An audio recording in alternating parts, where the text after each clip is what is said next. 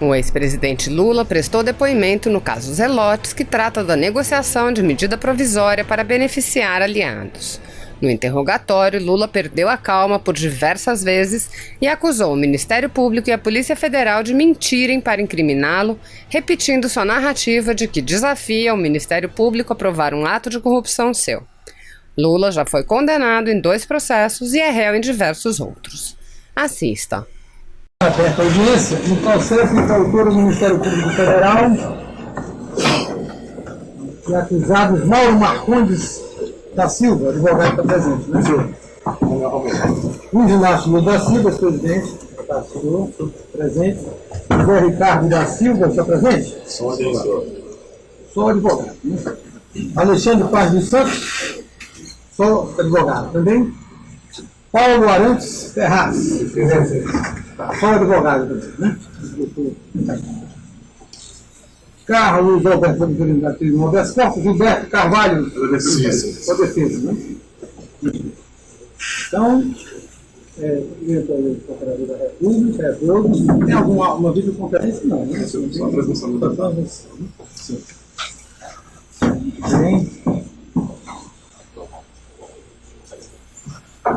Eu me dirijo aqui ao ex-presidente Luiz Inácio Lula da Silva. Ex-presidente, por força da Constituição, o senhor está nessa qualidade de réu aqui, o senhor tem direito constitucional ao silêncio. O senhor tem esse direito, o senhor pretende responder as perguntas?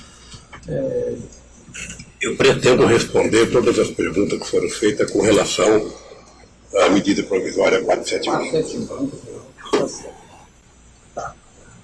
A sua qualificação aqui não há necessidade. Só uma pergunta que eu devo fazer: hoje o senhor a sua função, a sua profissão, a sua atividade correta atualmente? Minha função é ser político. Certo.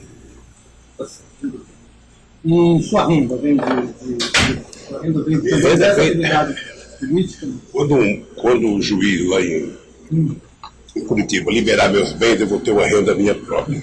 Enquanto não liberar meus bens, eu vivo de uma aposentadoria que eu tenho e agora vou viver com ajuda paga pelo meu partido. Não, isso é pergunta de prática, nós entendermos antes. As demais, como são uma pessoa conhecida, de fato aqui notório, não há necessidade. A idade, o endereço, etc. Nós vamos então iniciar, vou fazer algumas perguntas para o senhor, aqui nós vamos só fazer perguntas, né? Então nossa função aqui é de perguntar sobre os fatos, né? Que nós estamos nessa fase de interrogatório, e eu vou iniciar fazendo algumas perguntas para o senhor, depois o Ministério Público Federal parar, o senhor advogado pode escolher falar no começo ou no final, e os demais advogados farão, se quiserem fazer alguma pergunta. No final, se o senhor quiser falar alguma coisa, mais rapidamente, o senhor pode falar. Como o senhor falou, da ANP 471, esse processo de respeito à ANP 471, que já ocorreu um processo aqui em relação a alguns dos réus. E como houve 2 denúncias, um processo já houve sentença, já houve julgamento, né? E alguns dos réus já foram julgados. Mas dizem respeito a um processo relacionado mais ao Senado, a um assessor do Senado. Esse foi um outro processo. Agora nós estamos aqui, o Ministério Público Federal ele restringiu essa acusação de corrupção, mais baseado na edição da medida provisória do Executivo. E faz a acusação de que o senhor teria cometido a corrupção ao solicitar ou aceitar promessas de vantagem de valores ao Partido dos Trabalhadores, do senhor Mauro Marcondes e dos demais réus aqui que são citados, para a edição dessa medida provisória. A primeira pergunta que eu faço: é verdadeira essa acusação do senhor? É uma das grandes mentiras contada pela acusação. E eu espero ter a oportunidade de falar, a desvendar e provar por que o Ministério Público mentiu na acusação e por que a Polícia Federal mentiu no inquérito. O senhor pode já falar. Veja, primeiro, as pessoas precisariam conhecer como é que funciona o governo, como é que funciona o Congresso Nacional, antes das pessoas fazerem ilação acusando pessoas. A medida provisória 471 era uma sequência da medida provisória que foi estabelecida, me parece que em 1991, pelo presidente Fernando Henrique Cardoso, quando a Ford saiu de Guaíba, no Rio Grande do Sul, e foi se instalar em Salvador. Era uma necessidade de você fazer política de desenvolvimento regional para que o Nordeste pudesse ter o mínimo de possibilidade de competir com a região centro-sul do país. Essa medida provisória 471, ela tem origem nas brigas dos governadores do Nordeste e, sobretudo, na briga do governador de Pernambuco, na briga do governador de Goiás, na briga do governador do Ceará, que tinha interesse de levar a indústria automobilística para lá. Essa medida provisória ela foi originada no Ministério da Fazenda, passa pelo Ministério do Planejamento, passa pela Casa Civil. Quando a medida provisória é pronta, é enviada ao Congresso Nacional. Essa medida foi aprovada por unanimidade na Câmara, com o relator sendo de um partido adversário meu, que era o deputado Aleluia. Essa medida provisória foi aprovada por unanimidade no Senado, também com o relator chamado Sérgio Borges, governador da Bahia, portanto adversário meu. E essa medida provisória gerou uma possibilidade do Nordeste brasileiro deixar de ser o centro miserável do país e ter a oportunidade de competir. E eu, sinceramente, nunca imaginei que essa acusação fosse para frente. Eu participei ativamente do inquérito da Polícia Federal. Eu disse, na época, ao diretor da Polícia Federal, ao ministro da Justiça, que a impressão que eu tinha quando o delegado Cajado me fazia a pergunta é que ele não teria resposta. E às vezes eu tinha a impressão que a minha resposta não tinha nem sentido para ele. Ele estava com a tese determinada, sabe, que aquela medida provisória tinha sido uma coisa para alguém levar dinheiro. Alguém levou dinheiro, o povo de Pernambuco, o povo da Bahia, o povo de Goiás e o povo do Nordeste brasileiro. E aqui o Ministério Público Federal aponta que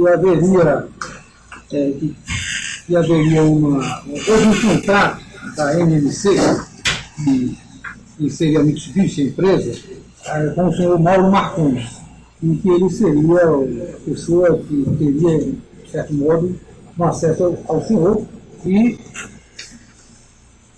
isso não está escrito aqui, tá? Acesso ao senhor, essa palavra é minha. O que o Ministério Público Federal diz é que o senhor Mauro Marcondes teria feito esse contrato de 2.516 milhões para aprovar essa medida provisória. Tudo teria começado com ele teria contratado uma empresa chamada SGR, do senhor Evani, que não é réu, que é um senhor falecido, do seu filho José Ricardo da Silva, e por outro lado, segundo o Ministério Público Federal, também teria a participação de Alexandre Paz dos Santos. As provas que o Ministério Público traz são anotações do senhor Alexandre Paz dos Santos, fazendo históricos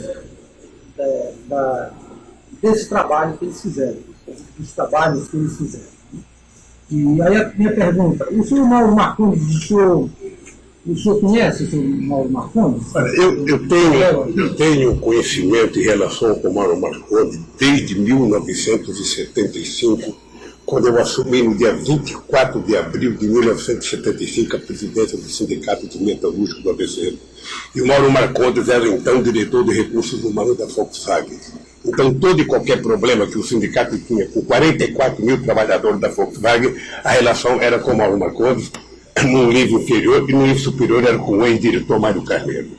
Depois do Mauro Marcondes foi trabalhar na Auto Latina, depois do Mauro Marcondes foi para a Anfávia, e todas as vezes que eu estive no sindicato tinha muita relação com o Mauro Marcondes em negociação coletiva, seja acordo individual da Volkswagen, seja acordo coletivo do Sinfávia. A vida do Mauro Marcondes fora da relação sindical não é da minha conta, não me interessa. Se ele tinha empresa, não me interessa. Se ele conversou com a Mitsubishi, não me interessa. Se a Mitsubishi conversou com ele, não é problema meu. O que eu acho grave é o Ministério Público irresponsavelmente fazer uma ilação de que tudo isso foi feito para dar dinheiro para o PT. Sabe? E é por isso que eu estou aqui. Agora vamos explodir mais a pergunta. A primeira conhece Mauro Marcondes. A segunda, o senhor Mauro Marcondes, ele procurou o senhor para tratar desse assunto? Mauro Marcondes, as poucas vezes que o Mauro Marcondes esteve no Palácio do Planalto, ele esteve com vários dirigentes do Sinfávia. normalmente acompanhado do presidente e de outro dirigente de indústria automobilística. Nunca atendi o Mauro Marcondes sozinho no Palácio do Planalto. Nunca conversei sobre medida provisória com o Mauro Marcondes. E eu tenho certeza que, pela relação que o Mauro Marcondes teve comigo no sindicato, ele sabia que era proibido e indevido conversar comigo sobre qualquer coisa que não fosse de interesse do conjunto do povo trabalhador desse país. Ele me conhecia bem.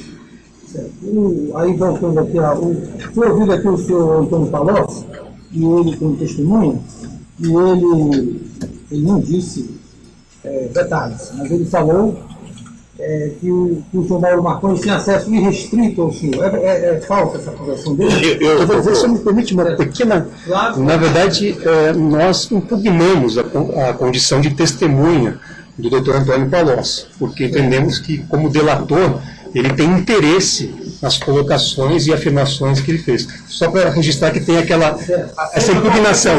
Isso, exatamente. Qualquer posição que ele esteja, porque ele foi indicado como testemunha nesse processo, Isso. não como colaborador, porque ela é antiga. Mas Isso, é que daí nós impugnamos, e é uma questão pendente de análise, Vossa Excelência, a validade do depoimento dele, porque é indiscutível que ele tem interesse. Esse é um capítulo da delação pela qual ele recebeu benefícios do Ministério Público. Mas aí ele faz essa afirmação, o senhor concorda que ele faz essa afirmação. Sim. E aí ele não explica por quê, mas eu quero fazer a pergunta para o senhor. A única explicação era porque ele deveria estar ganhando um prêmio por fazer delação no processo de Curitiba. Aí talvez ele tenha se prestado a contribuir com o Ministério Público, com as mentiras já contadas, para tentar passar um tom de verdade. E ele também fala que ele sabe pouco desse caso aqui, sabe mais de um outro processo que está em curso, mas ele disse que em uma certa ocasião, embora não diga a respeito desse processo, que o seu filho teria procurado por ele, e que ele teria feito uma conversa com ele em 2012, e que o senhor disse que teria resolvido o problema de dinheiro que o seu filho tinha procurado para um evento de marketing, etc., que eu não me lembro mais do detalhe, e que teria conversado que o senhor Mauro Marcondes teria resolvido, assim como fizera na edição do MP471. São as palavras do senhor Palocci. Também não. Vanderlei, essa pergunta de respeito à medida provisória 471. Sei, porque ele. De respeito ou de respeito a outra medida provisória? Não é que diga respeito. O Palocci não era do governo, o Palocci era deputado. Eu acho. Deixa eu explicar a pergunta. Deu uma discussão aqui nesse dia em relação a se ele poderia falar ou não. E ao final ele pôde falar sobre esse outro fato. Você sabe, né? E ele, quando ele foi permitido falar sobre o fato, ele fala, embora transversalmente, ele fala o seguinte, diz que em relação a esse outro fato, o senhor se reporta à MP 471 no sentido, dizendo que iria fazer com o senhor Mauro Marcondes a mesma coisa que fizeram no MP 471. Entendeu? É só essa afirmação que ele falou. Aí o senhor tem que dizer se é verdadeiro. Não só não é verdade, como é inverossímil essa ilação. Talvez o Palocci tenha aceitado, tenha sido convocado a falar na perspectiva de contar essa mentira. Eu não discuti medida 471 com o senhor Mauro Marcondes em nenhum momento, porque não tinha que conversar com o Mauro Marcondes sobre medida provisória. É por isso. O senhor Gilberto Carvalho, ao ser ouvido aqui, ele disse que não sabe precisar a data, mas provavelmente em dezembro, novembro, final de novembro ou dezembro de 2009, ele lembra de uma ocasião em que ele levou o senhor Mauro Marcondes com pessoas da FAB, representantes de montadoras, até o senhor, que o senhor nunca realmente esteve sozinho com o senhor Mauro Marcondes, nem com ninguém. Segundo ele, né, a afirmação dele. A pergunta é, o senhor lembra desse encontro com o senhor, ou o senhor existiu com o senhor Mauro Marcondes, para tratar do MP 471? Eu tive muitos encontros com a indústria automobilística. Muito encontro. Eu não sei se o senhor se lembra, quando eu cheguei na presidência, esse país inteiro vendia apenas 1.700.000 automóveis por ano. Quando eu comecei a governar esse país, nós passamos a vender quase 4 milhões de carros por ano. Então teve muitas conversas com a indústria automobilística para discutir preço, para discutir prestação, para discutir financiamento, para discutir banco de financiamento, para discutir produtividade, para discutir tecnologia, então foram muitas. Nem sempre o Mauro Marcondes participava, porque ele não era uma figura de proa do Sindicato da Indústria Automobilística quando eu era presidente. Ele já tinha sido muito mais forte antes na direção da Anfávia. Mas eu conversei com muitos dirigentes, com todos os presidentes da indústria automobilística, com todos, sem distinção, e com o presidente da Anfávia. Mas eu não sei se ele estava junto ou não. Não, pergunta se ele disse que levou o senhor Mauro Marcondes com outras pessoas nesse final de 2009. Agora eu não tenho certeza se ele falou que ele fez exatamente para tratar da NT 471. Mas que ele levou para tratar com o senhor. A minha pergunta é, o senhor lembra de ter sido recebido no final de dezembro de 2009, você que está falando de tempo, para tratar desse assunto? É o que eu estou falando, doutor Valisley. Eu posso ter recebido, porque eu recebi muitas vezes, mas muitas vezes mesmo. Agora, eu não discutia com a indústria automobilística ou com quem quer que seja a medida provisória. A medida provisória era discutida primeiro com os ministros que tinham interesse na área econômica de fazer a medida provisória e depois a medida provisória chegava a mim, quando ela já tinha concluído todo o andamento dela até chegar na presidência da República para ele assinar e mandar para a Câmara. O senhor não acompanhou essa daqui? O senhor não sabe o trâmite dela? Não. Rápido, eu imagino o trâmite, porque o presidente da República, ele não fica andando atrás do ministro. O presidente da República, ele é comunicado que vai apresentar para ele uma medida provisória que vem da Fazenda, ou que vem do Ministério do Meio Ambiente, ou que vem do Ministério da Infraestrutura. O presidente da República recebe aquela medida provisória já com o aval dos ministros que participam daquela medida provisória. A Casa Civil sempre está presente, porque é ela que faz a operação pente fino para levar para o presidente da República, mas ela passa pela economia sabiamente, passa pelo Ministério do Planejamento sabiamente, certamente passa em alguns casos pelo Ministério da Ciência e Tecnologia e em outros casos passa pelo Ministério da Justiça. Ou seja, quando essa medida provisória chega para mim, qualquer uma, até agora, talvez no governo Bolsonaro, quando a medida provisória chega, ela chega para o presidente assinar pelo chefe da Casa Civil ou pela ministra-chefe da Casa Civil. É esse o papel do presidente da República. Ele não corre atrás de medida provisória, ele não acompanha.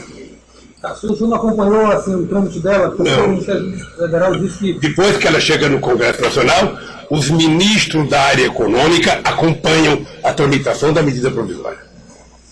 E essa medida foi uma coisa sui generis, porque ela foi aprovada por unanimidade por deputados e senadores da oposição que faziam oposição a mim. Eu lembro que na época que o Cajado, que era o delegado que foi fazer o inquérito, eu falei para o Cajado, tem uma forma mais fácil de você saber se teve corrupção. Você vai investigar 513 deputados, 81 senadores, os presidentes das comissões, que você vai descobrir se alguém levou dinheiro. Não é conversando comigo. Parece que ele não fez. Mas a acusação aqui, veja bem, é que compartimentada, vamos dizer assim, só no executivo. O outro processo já foi julgado. Eu sei qual é o interesse da acusação. E que não... que aqui se fala de 3 senadores e tal, mas esse processo não ficou aqui, né? Fala-se nos autos. Mas, veja bem, eu estou colocando para fazer essa divisão. Nós estamos falando aqui do processo na sua edição. Né? Mas é que a medida provisória, ela começa na presidência e termina na presidência com a sanção. Mas a tramitação dela é fora do governo federal. É no Congresso Nacional. Mas a acusação aqui é para a edição, ou seja, para o ato sair. Né? E o senhor chegou a ver as trocas de e-mails entre esses outros réus aqui, José Ricardo, eu não conheço. Mauro Marcondes? Eu, lamentavelmente, não conheço as pessoas. Conheço o Mauro Marcondes, nunca recebi nenhum e-mail do Mauro Marcondes. Eu lembro que no inquérito que eu fiz da Polícia Federal, o doutor Cajado apresentava pedaço de papel rasgado e dizia que era documento. Eu falava, Cajado, isso não é documento, é um pedaço de guardanapo rasgado. Não trate isso com documento. Bom, mas tratou com documento, até na acusação final. E custa aqui, o senhor chegou a ver, não chegou a olhar, esses documentos, nenhuma anotação, seja do José Ricardo, do Alessandro Santos, e-mail. Um dos pontos aqui é que eles tiveram acesso à medida provisória um dia antes. A medida provisória tramitou 19 de novembro, segundo o Ministério Público, muito rapidamente nas casas, e ela foi editada no dia 23. No dia 22, o senhor José Ricardo manda para o senhor Mauro Marcondes o teor da medida provisória sem número. O senhor chegou a ver isso? Não, doutor, deixa eu tentar. Acho que o senhor conhece isso perfeitamente bem, porque acho que o Poder Judiciário também funciona em parte disso, o Ministério Público também. Quando você faz uma medida provisória que ela envolve 3, 4, 5 ministérios, essas minutas, elas vai, sabe, ela corre por dezenas de funcionários que vão desaparecer. Ela corre. Sabe? Não é uma coisa que fica só na mão do ministro, isso passa por todo o ministério. Sabe? E é bem possível que alguém tenha visto. Mas daí, a partir daí, insinuar que o Ministério da Fazenda vazou a medida provisória é muita má fé. O senhor sabe de alguma relação com o senhor Gilberto Carvalho, com o senhor Mauro Marcondes? Existem anotações aqui nos autos, teria contato com ele seria uma relação de uma outra medida provisória, ele seria... Eu acho que esse processo, para mim, e para o Brasil é importante, porque permite que a gente possa explicar alguma coisa. O senhor deve ter alguém que recebe recados, que recebe papel para passar para o senhor. O procurador também. A função do Gilberto Carvalho, ele era meu chefe de gabinete. Nada chegava a mim sem passar pelo gabinete da Presidência da República. Quando o Gilberto Carvalho recebia qualquer documento, seja do Papa, seja de alguém qualquer, o Gilberto Carvalho entrava na minha sala, colocava o papel, me explicava o que era, e no dia seguinte ele voltava, depois que eu tinha lido, para entregar ao Ministério da área específica. Se era um assunto da Fazenda, ia para a Fazenda, se era um assunto da educação, ia para a educação, se era um assunto do transporte, ia para o transporte. Era esse o papel do Gilberto Carvalho. Daí alguém tentar incriminar o Gilberto Carvalho, porque ele atendeu o Mauro Marcondes, ele deveria ser incriminado se não atendesse. Ele estava lá para atender as pessoas, e atender bem, oferecer café, que é assim que a gente trata as pessoas. Ele não pode ser tratado como bandido porque atendeu bem as pessoas. Eu conheço a acusação, doutor, li muito esse negócio. E há muita má fé, há muita leviandade. A minha pergunta é o seguinte: o senhor sabe dizer se tinha alguma relação entre Mauro Marcondes e o senhor Gilberto Carvalho, se eles tinham algum... Essa é a pergunta. Eu acho que tinha. Não institucionalmente. Eu acho que a relação que o Gilberto Carvalho tinha com o seu Mauro Marcondes e com qualquer pessoa que procurasse ele era a relação de um chefe de gabinete que atendia as pessoas que queriam falar com o presidente da República. Essa era a relação. Não era uma relação institucional, era uma relação eminentemente profissional. Eu estou perguntando porque aqui consta nos autos, não consta na denúncia, a denúncia, não sei se consta, que há o nome dele lá dentro do processo, lá dentro dos documentos da relação da própria Marcondes e Marconi, tem o nome dele lá como alguém. Defesa de Gilberto Carvalho. Esse documento que você se refere, ele se refere à medida provisória que foi editada em 2015. Não, tudo bem. Foi objeto desse processo. Isso que eu estou perguntando dele, se ele sabe de onde... Não, apenas para esclarecer. Só para esclarecer. E um ponto importante também, se me permite, Excelência, a denúncia nesse ponto, inclusive, faz ilações, porque pega iniciais e transmite... A eventual ilação da denúncia só pode em alegações finais... Sim, não, é só para contextualizar, a forma como a denúncia coloca nesse material o nome do Gilberto Carvalho, tentando associar ao presidente Lula.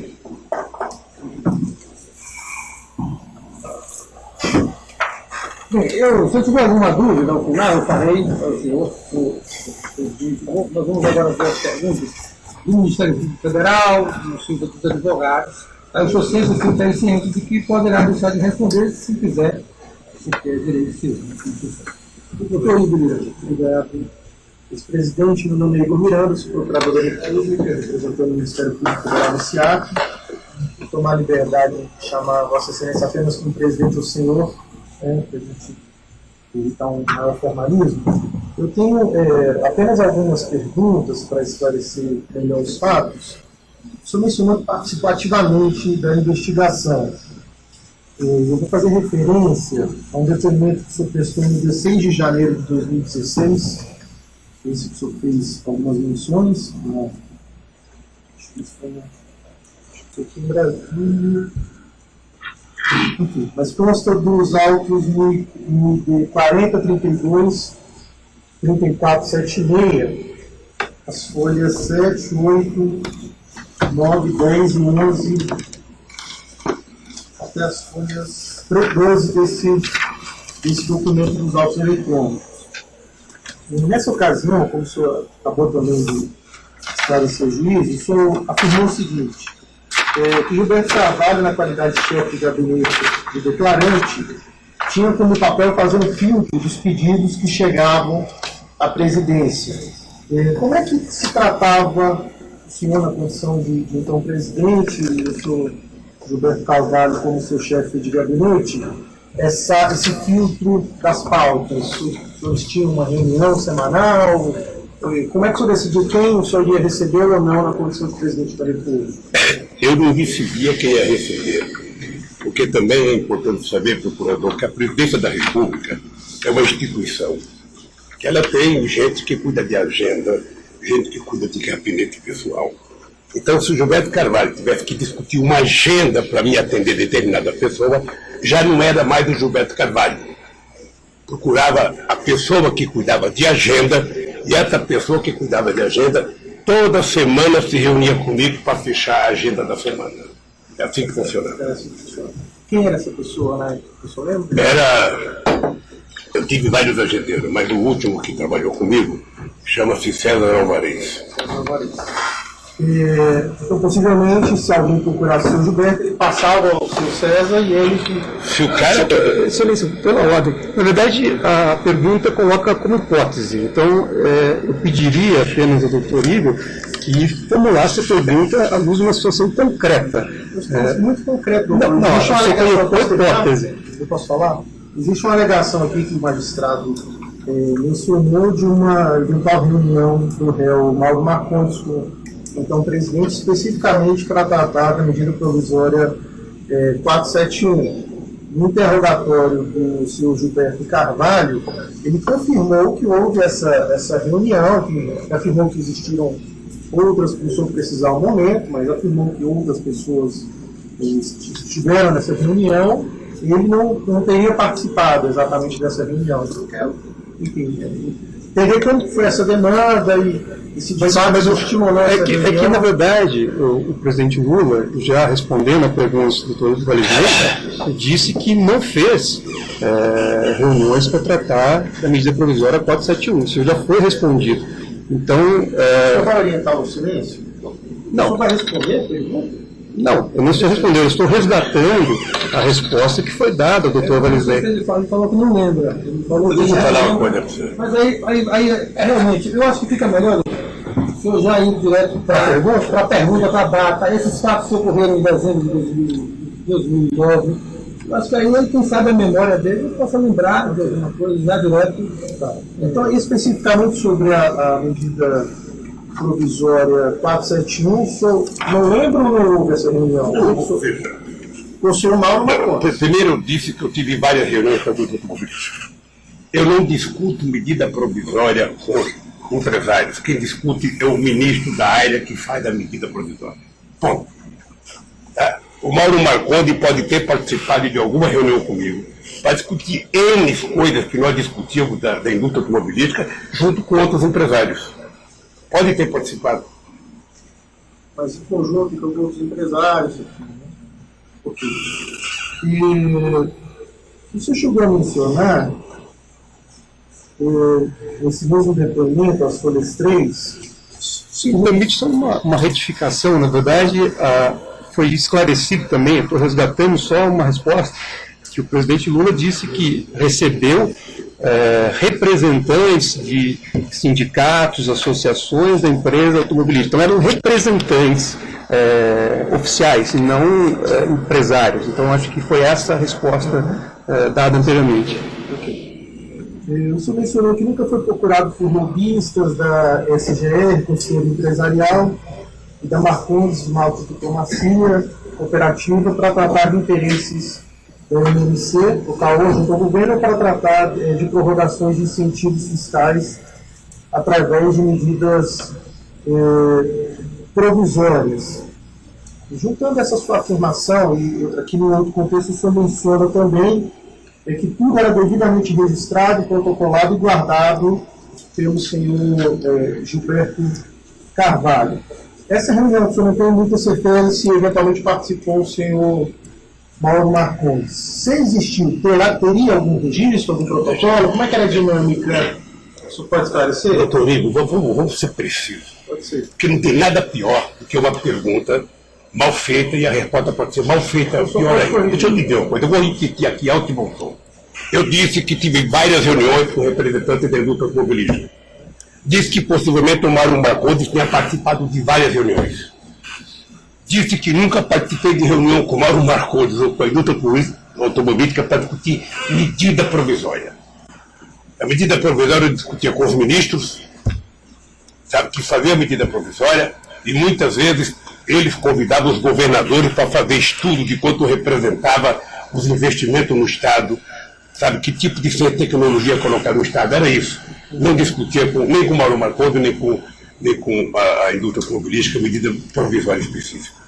Okay. Para não ter dúvida. Tá. No termo de declaração do senhor Gilberto Carvalho, também ainda na parte do inquérito policial, no 40340982, prestado no dia 14 de janeiro de 2016, quando apresentado esse documento, que consta das folhas 40340982, Qual é o documento? vou entregar aqui o senhor, que é um documento que é uma agenda, então a agenda do senhor Gilberto Carvalho, na condição de chefe de gabinete do senhor presidente, no dia 27 de novembro de 2009, há um registro do nome do senhor Mauro Marcondes. Essa data é posterior à edição da medida provisória, que foi, salvo engano, dia 23 de dezembro. Mas é novembro? De novembro, foi novembro, sim. Foi novembro ou dezembro? Foi novembro. Acho que ela foi de novembro. Eu acho que foi 23 de dezembro. Enfim, essa reunião aí, ou pelo menos esse registro, 27 de dezembro, né? De novembro. Aqui o senhor se recorda dessa reunião? Eu não cuido da agenda do Gilberto Carvalho. Perdão, eu não cuido disso. Perdão, só esclarecer. Quando questionado aqui em juízo, ele informou sempre que procurado à época pelo senhor Mauro Marcondes, todas as vezes foi para realizar uma reunião com o senhor. Ele apenas intermediava encontros do senhor e do senhor Mauro Marcondes. O Gilberto Carvalho disse a vocês também aqui que nunca houve reunião em Mauro Marcondes. Não houve uma... Não, deixa eu lhe falar, eu não posso responder pela gente do Gilberto Carvalho, porque o Gilberto Carvalho tinha liberdade de ser leal, tinha o dever de ser leal comigo, e tinha liberdade de fazer a agenda que lhe convinha de acordo com os interesses do nosso governo. O Gilberto Carvalho é um companheiro que eu tenho como irmão, é uma das pessoas mais decentes que eu conheci na vida. Eu não posso aceitar suspeição sobre o Gilberto Carvalho, e muito menos colocar em suspeição a agenda dele. Se ele recebeu o Mauro Marcondes uma vez ou 50 vezes, é problema dele.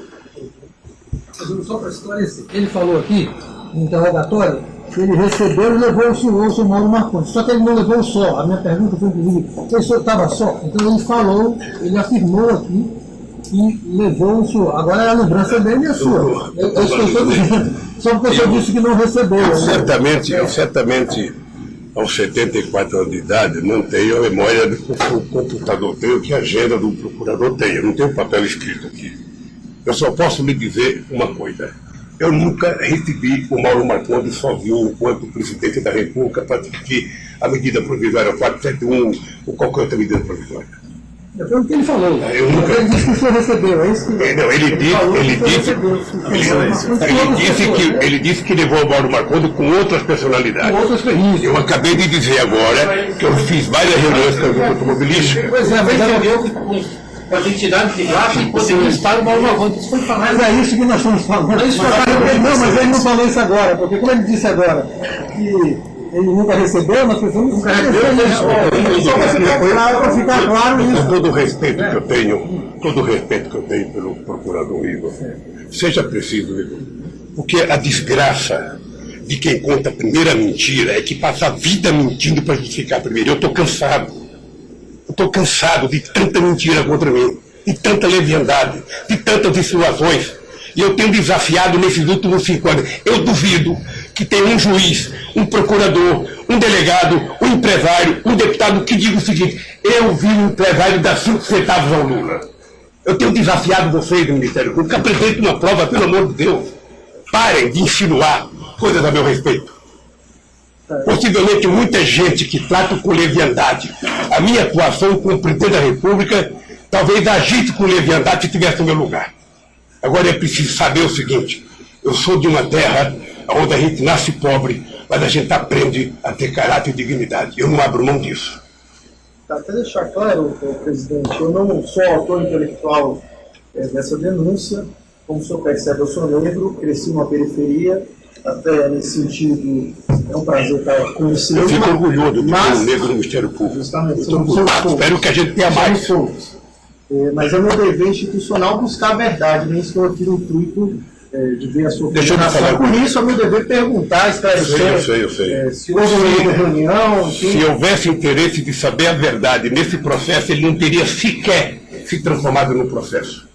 O Cajado teria pedido desculpa para mim e não teria mandado para o Ministério Público. O Ministério Público teria pedido desculpa para mim e não teria feito chegar o doutor Vazuzei. Porque eu estou dizendo alto e bom som 24 horas por dia. 24 horas por dia. Eu desafio a instituição do Ministério Público a provar um deslize na minha vida. A gente não pode falar o mesmo de alguns procuradores. Eu peço que o senhor concentre nos fatos. Vamos concentrar nas respostas. A respeito desse processo, o senhor não lembra muito bem, então, o conceito dessa... Quando foi essa reunião, enfim, acha que se pode ter contato com a presença do senhor Mauro Marcondes, mas tanto o senhor Mauro Marcondes como o senhor Gilberto mencionaram alguns documentos que o senhor Mauro teria apresentado ao Gilberto, professor chefe de gabinete, para entregar ao senhor, enfim, para subsidiar essa reunião. O senhor confirma, deixa eu terminar a pergunta, aí o senhor pode fugnar, enfim. O senhor confirma, o senhor recebeu algum material, o senhor recorda do que seria esse material? Excelência, nós temos um problema aqui que decorre do fato do interrogatório ter sido gravado, ter 1 hora ou mais tempo de discurso de respostas do interrogando, e se apresenta ao interrogando agora menções descontextualizadas, coisas que acha que foram ditas. Então eu peço por gentileza que, se for, ao menos no nome da defesa de Gilberto Carvalho, que se for referido alguma fala, alguma declaração de Gilberto Carvalho em seu interrogatório, que seja mostrado no vídeo do interrogatório. Porque, por exemplo, ele não disse em nenhum momento que recebeu documentos de Mauro Marcondes. Ele disse que não se recorda e que, se recebeu, foram registrados. Então, o tempo inteiro, nós estamos botando palavra na boca das pessoas, e é importante que se aponte que minuto foi dito e que nós abramos o vídeo e que o vídeo seja, então, exibido, para que o interrogante, de fato, possa responder a sua pergunta, a pergunta feita, a partir de uma premissa clara. Eu vou fazer uma impugnação, contra a impugnação, doutor. Houve pedido expresso das defesas para dispensa até do presidente Lula e do senhor também dos interrogatórios dos demais. Todos estiveram com a presença dos seus defensores técnicos, enfim, cada um pode impugnar eventual pergunta que eu fizer. Vossa Excelência. Estou me fazendo expressa referência a uma prova que consta dos autos, mencionando inclusive onde ela está, né? Então, por gentileza, eu peço a Vossa Excelência que mencione, o senhor fez referência ao interrogatório de Gilberto Carvalho. Eu peço a Vossa Excelência que mencione o minuto em que ele confirma ter recebido as missivas que o senhor disse que ele confirmou receber. existe uma incoerência nos dois depoimentos, como o senhor mesmo acabou de pontuar, entre o seu cliente, o Mauro Marcondes, e o seu Gilberto, que não se recorda e afirmou que se recebeu, registrou e encaminhou ao presidente, Mas o que Vossa Excelência disse ao presidente foi que o Gilberto... E o Mauro que afirmou que entregou, enfim, e é isso que eu estou perguntando ao presidente, que pode ter um esclarecimento, se houve ou não houve. Eu estou aqui como cidadão comum, prestando esclarecimento que for importante para a República Federativa do Brasil. Eu vou repetir com todas as letras. Se em algum momento do trabalho do Gilberto Carvalho no meu gabinete, o chefe, ele recebeu algum documento de Mauro Marcondes ou de qualquer outra pessoa do Brasil ou de fora do mundo, o Gilberto Carvalho tinha a obrigação de colocar o documento na minha mesa.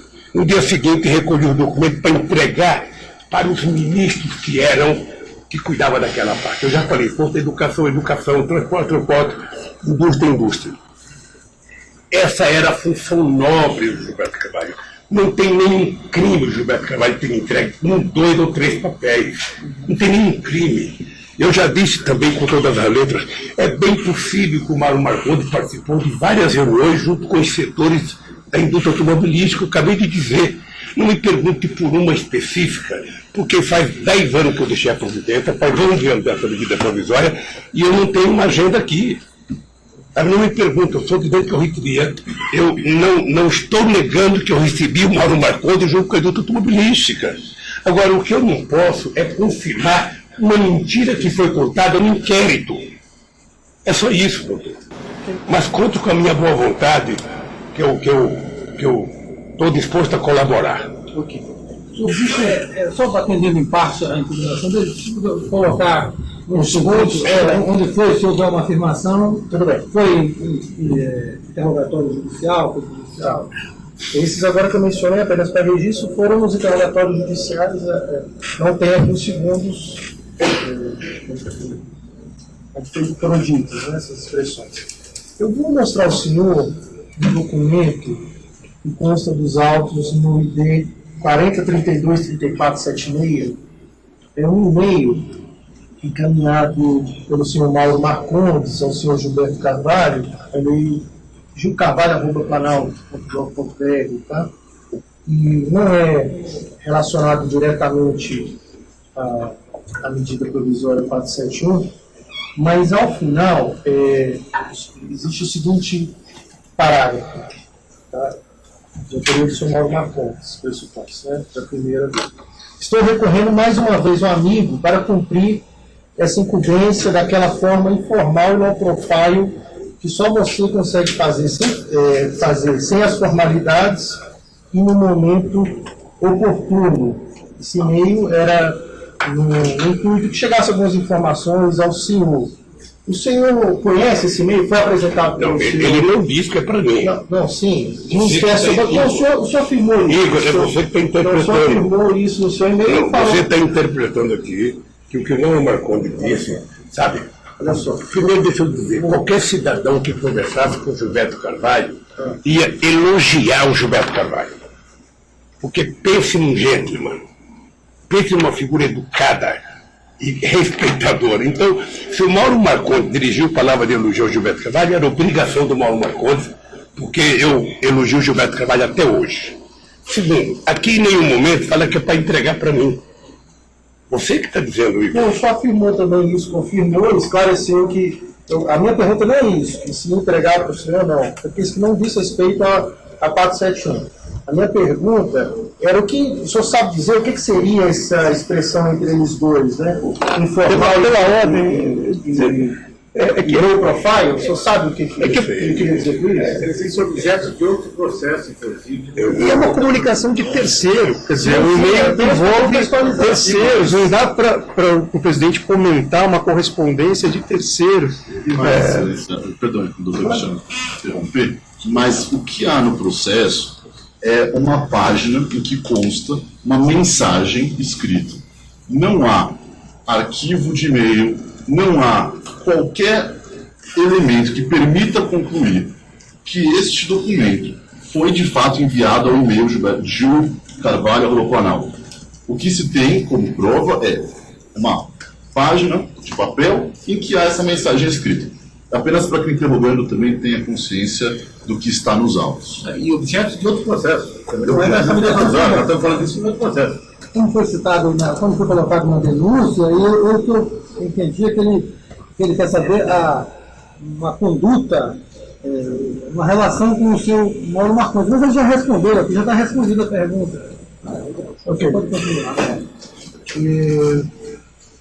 A respeito do... Apenas para o senhor poder ter que o senhor afirmou lá perante a Polícia Federal, mas, enfim, como a gente não tem, e o senhor já fez até menção a esse documento que foi apreendido, esse papel que o senhor mencionou, esse aqui, está nas folhas 18, BD 40, 32, 34, 76, escrito Café Gilberto Carvalho, alguns valores, e o delegado da época mostrou ao senhor esse documento. A respeito desse documento, desses valores, enfim, o senhor chegou até alguma conversa com o senhor Gilberto Carvalho sobre isso? O senhor o questionou sobre o que se trata, esse assunto, ou não? Rodrigo, com todo o respeito, o delegado Cajado, ele me entrevistou. Eu falei, Cajado, eu estou achando que a coisa é mais séria. Você não pode pegar um pedaço de guardanapo. E ainda disse para ele, qualquer imbecil que tiver uma mesa, um telefone e uma caneta, fica escrevendo o dia inteiro uma série de bobagens e depois joga no chão. Você não pode transformar isso em documento, Cajado. Por favor, vamos ter uma relação aí com uma instituição poderosa, como a Polícia Federal, um ex-presidente da República, mais séria. Mas como era preciso passar a ideia que tinha havido corrupção, sabe, colocar isso como documento. E não é um documento. E, sinceramente, eu não sou obrigado a conhecer e a responder papel que alguém escreveu e jogou no lixo. Okay. A respeito da medida provisória 471, o senhor já mencionou que já existiu pleito de vários governadores à época, né, pela sua renovação, enfim, o senhor recebeu diversos representantes desse mercado, né, existe um pleito, enfim, bem grande nesse sentido. Existe um e-mail tratado do dia 22 de 11 de 2009, esse e-mail, ele consta no ID 40, 32, 34, 76, as páginas 19, do dia 22 de 11, é um dia antes da edição da, então, medida provisória 471 de 2009, que foi publicado no Diário Oficial da União, no dia 23 de 11 de 2009. E esse e-mail, ele foi enviado pelo senhor José Ricardo a algumas pessoas, ao senhor senhor Mauro Marcondes e algumas outras pessoas, com o conteúdo da medida, da redação da medida, que seria a redação então aprovada da medida provisória, ainda sem a numeração, e também com as razões que justificavam esse ato normativo. O senhor já até fez uma menção, enfim, que esse texto rodou em diversos locais ali, enfim, poderia... Difícil esse texto. Mas foi uma redação da medida provisória. O senhor mencionou que rodou em diversos locais, poderia ter vazado de qualquer local. Mas há uma... Presidente? Não, é que eu pediria, inclusive, a Vossa Excelência, e peço ao doutor Valisney, assim, as perguntas, elas precisam ser objetivas. Porque se os considerandos forem maiores que as perguntas, isso atrapalha aqui o esclarecimento. Então, eu pediria a Vossa Excelência que fizesse a pergunta objetiva, sem considerandos, porque aí Vossa Excelência pode, eventualmente, incorrer em erros factuais, como já foi alertado aqui pelo colega advogado, e isso causa uma certa... O senhor está impugnando ou fazendo hipótese? Não, eu estou impugnando. Eu iniciei dizendo que eu estava impugnando, e Vossa Excelência faça a pergunta direta, objetiva. Vou fazer a pergunta direta. Sem precisar da confirmação. Ele coloca num parágrafo, ele atribui a ele, o suposto modo da inclusão na medida provisória, da destinação de 10% para engenharia, pesquisa e desenvolvimento das empresas. E ele atribui que teria sido um lobby realizado por ele nesse sentido da inclusão desse dispositivo na medida provisória. O senhor se recorda como se deu? Isso aqui eu vou apresentar o e-mail, se o senhor quiser ver o que eu disse, para com o senhor não foi nem copiado no e-mail. O senhor sabe como se deu? O senhor se recorda como se deu a inclusão desses 10%? O senhor participava desse tipo de gestão de decisão? Me permita, presidente, eu vou fazer uma colocação, doutor Valisney, doutor Igor, que é o seguinte, tudo isso já foi respondido. Nós estamos agora, na verdade, voltando e tentando ver uma outra forma de fazer a pergunta. Então, o presidente já disse como eram discutidas as medidas provisórias, e isso, na verdade, está sendo repetitivo. Então, eu pediria, doutor Valisney, que nós pudéssemos realmente não repetir perguntas, porque senão é uma forma... Essa não foi repetida. A minha pergunta foi se ele sabia que foi um dia antes. A pergunta é outra. Sobre essas afirmações, se ele tem alguma coisa a dizer, porque essas são as provas que estão juntadas. Nós temos provas que ele respondeu que não são provas, mas vejam bem, são documentos apreendidos com os outros réus. Né? Podem ser documentos ou não, mas foram apreendidos no escritório da SGR, relatos, documentos, relatos, e outra testemunha, Brudinski, agendas, etc. E isso, no Ministério Público tem prova, pode não ser para a defesa, mas aqui. Então, diante disso, a minha pergunta foi uma. Agora, realmente, o senhor tem razão, se o doutor Igor pudesse ser direto logo, e eu acho que ele foi agora. O senhor tem conhecimento disso, sabe disso? Pronto, aí nos responde rapidamente. Exatamente. Porque, só para fazer um esclarecimento à Vossa Excelência, também ao doutor Igor, o presidente, me parece, já fez uma explanação sobre como eram editadas as medidas provisórias, toda a tramitação. Então, a partir disso, talvez as perguntas possam realmente ser mais objetivas. Esse é um suposto documento, enfim, se é que é documento, de terceiros. Então, a premissa de que o presidente conhece não é verdadeira. Então, não pode ser embutida na pergunta. A respeito daquilo que está na norma, né, que foi incluído na norma, que é a respeito da destinação de 10% para PED, né, pesquisa e desenvolvimento, se o presidente tem ciência de como isso foi incluído na legislação. Doutor, posso dar uma colaboração? É o seguinte, eu não tenho conhecimento, mas um dos interesses de fazer com que a indústria automobilística fosse para o Nordeste brasileiro era tentar levar para lá investimento de ciência e tecnologia. Só para você ter ideia, a Ford na Bahia, ela talvez tenha o maior centro de engenharia da indústria automobilística em Camaçari. Porque esse era um dos compromissos de fazer com que a indústria automobilística se deslocasse do eixo Rio-São Paulo para o eixo Centro-Oeste e Nordeste. Esse era o objetivo. Era fazer transferência de ciência e tecnologia. Isso só pode ser feito com investimento. Agora, se perguntar para mim se eu sei quanto foi, como eu posso, não sei. Mas já existiu então essa intenção de... A intenção do projeto original, desde a primeira medida provisória do presidente Fernando Henrique Cardoso, quando a Ford saiu de Guaíba, no Rio Grande do Sul, e foi para Camaçari, na Bahia, já era esse. A respeito da sua relação com o senhor Mauro Marcondes, apenas para esclarecer, quando o senhor foi ouvido no dia, sem interrogador, insistir, mas eu quero fazer uma pergunta específica sobre essa afirmação. No dia 6 de janeiro de 2016, e vou repetir, não tem problema. 40, 32, 34, 76, quando questionado, só foi bem incisivo e disse que, enquanto foi presidente da República, não atendeu nenhum pedido formulado por Mauro Marcondes. O que o senhor queria dizer a respeito disso? Perdoa está sendo repetitivo, mas o que o senhor queria dizer com pedidos? Eram reuniões, eram pleitos também? O que o senhor quis dizer que o senhor não atendeu nenhum pedido formulado pelo senhor Mauro Marcondes? É porque certamente a pergunta deve ter sido feita aqui atendida com o pedido do Mauro Marcondes. É por isso que eu falei que a pergunta deve ter falado. Induziu a isso, então. A pergunta provavelmente induziu a expressão. Olha, eu tive uma relação de muito respeito com o Mauro Marcondes, uma relação conflitiva. Você deve ter acompanhado, você era muito novo. As maiores greves que nós fizemos foi na porta da Volkswagen, sabe? Eu fazia assembleia 1h da manhã, meia-noite, 4h da tarde, xingando o Mauro Marcondes. E isso não permitia que eu não o tratasse com respeito na relação humana.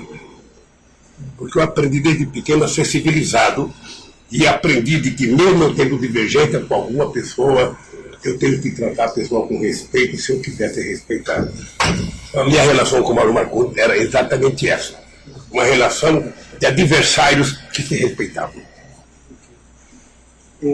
Na época também, na presidência, aí não, né? Já tinha mudado um pouco. A presidência mudou, porque eu não tinha conflito com ele. Apenas para contextualizar, não disse respeito também, mas apenas para contextualizar foi a relação com o senhor Mauro Marcondes. O que consta nos autos, informação, já parceria, uma relação comercial do senhor Mauro Marcondes com o seu filho. É isso? Excelência. Esse objeto de outro processo tem nenhuma relação com a vou terminar. Só terminar a pergunta. Só terminar a pergunta. Com todo o processo, talvez seja o objeto específico do processo. Mas eu sei que a minha pergunta vai ser voltada. Como o senhor falou, que ele retornou a voltar. Estou contextualizando para antes de eu fazer a minha pergunta. Processo. Tá, eu estou só vou fazer a pergunta, não vou repetir. Não vou queimar a pergunta. Vou queimar a pergunta. Sei que essa relação foi posterior, enfim. Mas, à época, já existia alguma relação comercial na época, em 2009, entre o seu filho? Não. Não existia, né? Eu tenho conhecimento, não. Peço mais perguntas, excelência. Vou perguntar primeiro ou depois, no final? No final. Então, vamos começar aqui. Vou passar a palavra aqui ao advogado de Mauro Marcondes, doutor... Aqui fica melhor, né? Mauro Marcondes, doutor Daniel Romero, doutor Roberto Souza. Tem pergunta?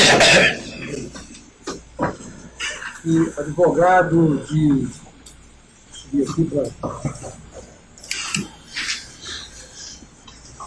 Advogado José Ricardo da Silva, doutor Marlos Arnes e doutora Cláudia. Tem pergunta? Advogado de Alexandre Vaz dos Santos, doutor Isabela. Pergunta? Advogado de Paulo Alex Ferraz, doutor Marcelo Turbay, doutor Cacá. Perguntas? Advogado de Universo Carvalho, doutor Leandro Raça. Tem uma pergunta, excelência. Presidente, sei que o senhor já tratou por cima desse assunto, quando disse que o papel do Gilberto Carvalho era levar o documento para o senhor analisava o documento e ele dava a destinação no dia seguinte. Minha pergunta é a seguinte: o senhor entrava com ele em discussões, em debates sobre política econômica, sobre política industrial? Não entrava porque não era a função do Gilberto. O Gilberto ajudava a organizar a minha reunião de governo. Eu tinha reunião em que participava sempre o presidente, a Casa Civil, o vice-presidente Zé Alencar, o ministro da Fazenda. O Gilberto Carvalho não participava, ele organizava. Eu não discutia esse assunto com o Gilberto Carvalho. Só uma outra pergunta. Não me lembro agora se o magistrado ou o procurador se referiu ao Gilberto Carvalho como uma espécie de filtro da sua agenda, tentando atribuir a ele, de alguma forma, um certo controle sobre quem o senhor recebia ou não. A minha pergunta muito clara é: Gilberto Carvalho tinha controle sobre quem o senhor recebia ou não? Era a decisão do Gilberto Carvalho? Era da atribuição de Gilberto Carvalho tomar essa decisão? Não. Só um minutinho, só para registrar, ninguém está tentando nada, atribuir nada aqui, não. Eu não acreditei nada, eu só faço perguntas aqui. Só para o senhor. Então que tende a aparecer. Veja, é que tinha. Pode ter havido algum equívoco com alguma afirmação, mas nada de tentar atribuir a nada. O Gilberto Carvalho, primeiro dizer aqui, alto e bom som, que eu já disse que eu duvido que alguém encontre um vice-presidente como eu encontrei o Zé Alencar, E eu duvido que alguém encontre o chefe de gabinete como eu encontrei o Gilberto Carvalho. Porque, além de chefe de gabinete, era de uma lealdade canina e de uma capacidade de trabalho extraordinária. E o que o Gilberto Carvalho recebia, o que ele recebia, porque eu recebia outra gente pela mão dos ministros, pela mão do agendeiro, não era só o Gilberto Carvalho. O Gilberto Carvalho era o meu chefe de gabinete.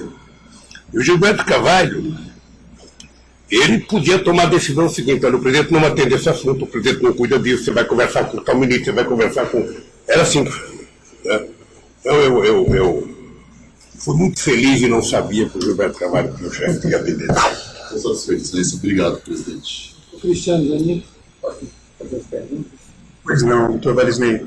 Presidente, o senhor respondeu aqui a todas as perguntas do meritíssimo juiz, doutor Valisney, do doutor Igor, procurador da República, mas esse processo trata fundamentalmente de uma acusação que nós impugnamos, existe a defesa apresentada aqui nos autos, que a medida provisória 471 de 2009 teria gerado uma contrapartida para o Partido dos Trabalhadores. Essa afirmação do Ministério Público tem algum fundamento ou ela é mentirosa? Ela é totalmente mentirosa. Primeiro, porque o Gilberto Carvalho nunca tratou de finanças do PT. Segundo, porque eu nunca tratei, em todas as campanhas que eu participei, olha, se tem um cidadão com experiência em campanha, sou eu. Né? Perder tem essa vantagem, faz a gente concorrer muitas vezes. Nunca eu tratei, e muito menos o Gilberto Carvalho. Então é uma ilação totalmente mentirosa e que eu repudio, sabe, qualquer tentativa de jogar em cima do Gilberto Carvalho ou de mim qualquer ação ilícita com relação a dinheiro, à campanha e ao PT. Era essa a pergunta, só, doutor Valisney, agradeço a Vossa Excelência. Eu só vou fazer a última pergunta, falando nessa pergunta, e a afirmação aqui do Ministério Público, que o valor de 4 milhões citado nesse mês, justamente o valor acertado inicialmente com o valor da propina ser paga na forma de contribuição ao Partido dos Trabalhadores. O senhor sabe dizer, não era sua atribuição, nem do seu Gilberto Carvalho, fazer essa arrecadação de campanha? Era terminantemente proibido qualquer discussão de dinheiro próximo da presidência da República. Em uma campanha política você tem um tesoureiro que não é nem um tesoureiro do partido, é um tesoureiro constituído só para a campanha política, que é revistado e que presta contas e que tem o nome na Justiça Eleitoral. Então, a arrecadação no final de 2009, em novembro de 2009... Existe possibilidade. Era feita a arrecadação do partido... Essa é uma mentira com M maiúsculo. Essa é uma mentira com M maiúsculo. Doutor Valisney, se o senhor permitir, eu queria fazer algumas considerações. Eu, às vezes, pareço que estou nervoso, mas não sou nervoso, não. Sou muito calmo e respeito muito a justiça, acredito na justiça. E queria dizer uma coisa. Eu sei a quantidade de processos que tentam me envolver. E eu tenho fé em Deus que eu vou viver até provar que todos os processos contra mim é uma construção de uma mentira para tentar destruir o melhor período de governança que o Brasil teve. O maior período de inclusão social que esse país teve. O maior período de inclusão de jovens na universidade, de negros, de índios, de mulheres. O maior período de geração de empregos da história do Brasil. Enquanto, com a crise de 2008, a Europa rica e os Estados Unidos desempregaram 100 milhões de pessoas, nesse país governado pelo PT, nós geramos 20 milhões de empregos formais com carteira assinada. Só para você ter ideia, foi no nosso período em que nós conseguimos disponibilizar para a reforma agrária 51% de todas as terras disponibilizadas em 500 anos nesse país. Foi no nosso período de governo que pobre começou a viajar de avião, que pobre começou para Miami, para Bariloche, que um cara do Piauí que morava em São Paulo começou para Teresina de avião.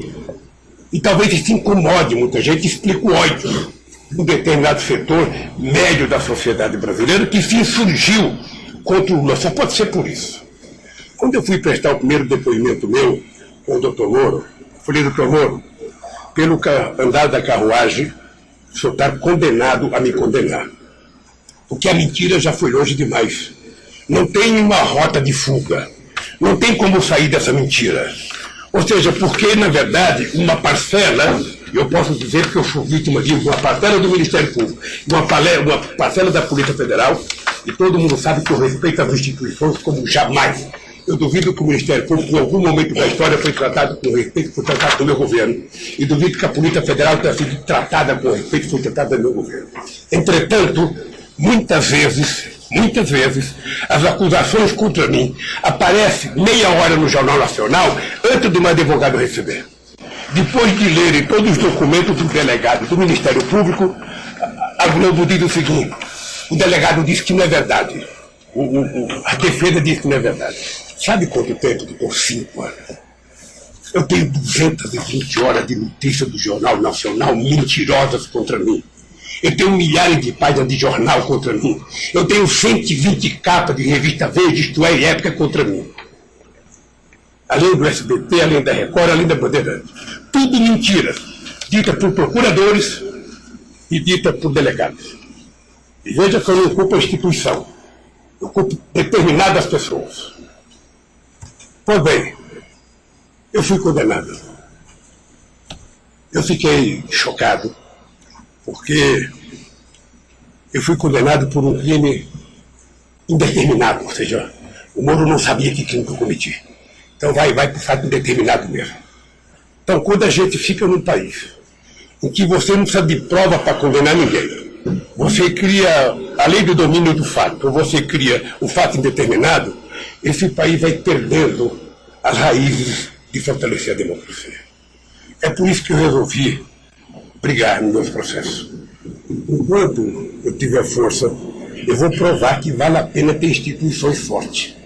Mas cada instituição, por mais forte que ela seja, as pessoas que dela fazem parte têm que ser mais honradas, têm que ter mais caráter, têm que ter dignidade. Não pode levantar falsidade e tentar condenar as pessoas pelos meios de comunicação. Amedrontando nesse país pessoas que julgam. Amedrontando, ameaçando passeata, ameaçando dar os nomes. É uma coisa que eu jamais imaginei ver na vida. E veja que eu indiquei o Cláudio Fontana como procurador, eu não o conhecia. Eu indiquei o Antônio Fernando, que eu não conhecia. Reindiquei ele outra vez, mesmo na época da acusação do Palocci. Indiquei o Rangel, sem conhecer ele. A Dilma reindicou ele, sabe? Na expectativa de que a gente tivesse instituições muito sólidas que fizesse desse país uma democracia de verdade. Uma democracia com direito de ir e vir. Uma democracia em que as pessoas não gritassem apenas que podem estar com fome, mas que comessem. Que não gritassem que quisesse estudar, que estudasse. Esse país eu sonho e vou tentar construí-lo. Eu brinco, doutor, que eu tenho 74 anos, vou viver até 120 anos. Digo que tem energia de 30, que é para assustar a morte. Mas o que eu quero, na verdade, é provar que vale a pena nesse país a gente acreditar na justiça e acreditar na democracia. Eu, sinceramente, eu fico triste quando eu vejo o Ministério Público. Eu tive 83 testemunhas em Curitiba.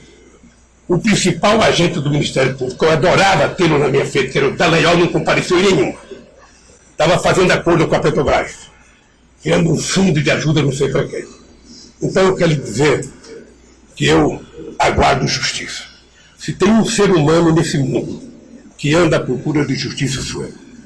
Eu quero justiça, porque eu nasci filho de uma mãe analfabeta, mas ela me ensinou que ter caráter a gente não compra na bodega, a gente não compra no shopping, nem a gente comprado pelo fast food. A gente nasce de berço.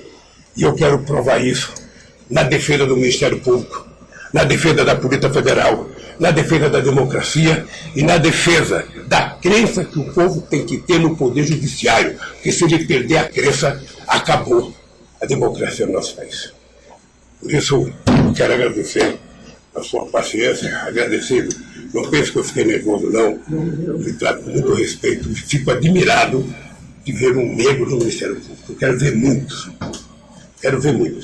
Né? Portanto, obrigado. Então, eu declaro encerrada a audiência, cumprimentando a todos. Se você apoia Jair Bolsonaro, curta este vídeo. Manifeste a sua opinião e compartilhe para que a vontade do povo brasileiro seja conhecida. Inscreva-se no canal para ter acesso gratuito ao nosso conteúdo. Uma produção Folha Política.